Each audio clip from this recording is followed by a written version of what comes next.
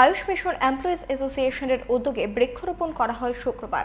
রাজধানীর কৃষ্ণনগরস্থিত মেহের কালী মন্দিরে কর্মসূচিতে উপস্থিত ছিলেন বিধায়ক তথা মেয়র দীপক মজুমদার এবং অ্যাসোসিয়েশনের সদস্যরা। উপস্থিত সবাই মন্দির প্রাঙ্গণে বিভিন্ন গাছের চারা রোপণ করেন। পরিবেশের ভারসাম্যকে টিকিয়ে রাখতে বৃক্ষরোপণ গুরুত্বপূর্ণ বলে জানান মেয়র। তাদের এই কর্মসূচিতে যুক্ত হয় বিজেপির নেতাকর্মীরাও।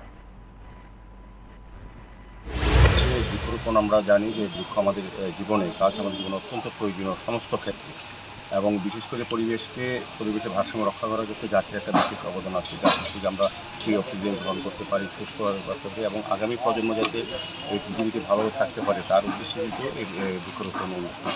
তো আমি সার্বিকভাবে আয়ুষ মিশন এবং বিশেষ করে সদর জেলার যে আইটি সেল এবং তার যে কনভেনার তাকে ধন্যবাদ জানাই, এবং কর্পোরেটরের যে একটা বিষয় উদ্যোগ গ্রহণ করেছেন। আমাদের এখানে রাজ্য কমিটির যিনি সম্পাদক সরকারও আছেন, অন্যান্য নেতৃবৃন্দরা আছেন। তো আমার বিশ্বাস এবং আমাদের সরকার যেভাবে সারা দেশে সারা রাজ্যে বৃক্ষরোপণ করার চেষ্টা করা হচ্ছে, মানে সবুজ তৈরি করার সারা দেশে, আমাদের শহরও আমরা চাইছি আগরতলা শহরকে সবুজ সাকার করতে এবং মানুষকে সুস্থভাবে বাঁচার যে প্রয়োজন সেটার জন্য আমরা গাছ রোপণ করছি।